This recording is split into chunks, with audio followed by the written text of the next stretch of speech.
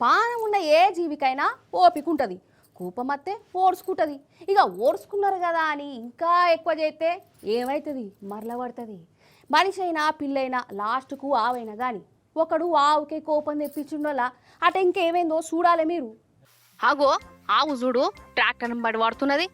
ఈ ట్రాక్టర్ అయినా దీని బిడ్డనికి ఇట్లా ఎత్తుకోపోయిందా, లేకుంటే ట్రాక్టర్తోని రన్నింగ్ రేస్ పెట్టుకున్నదా అనుకునేరు. కాదు కాదు, ఈ ఆవుకు కోపం వచ్చింది.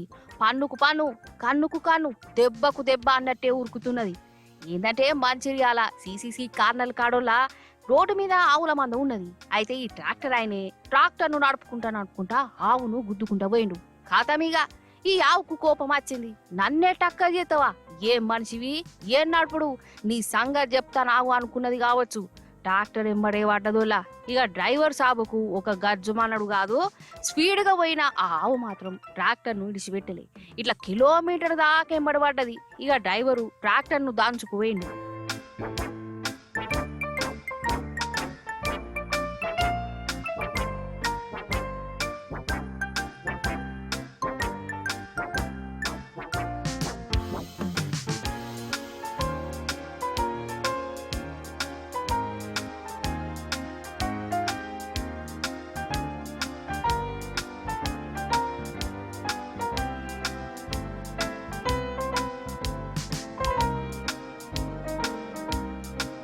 అంటే చూడు, ఆవుకు కూడా కోపం వచ్చిందంటే పాపం దానికి ఎంత గట్టిగా దెబ్బ తాకిందో, ఎంత కోపం మీద ఉన్నదో.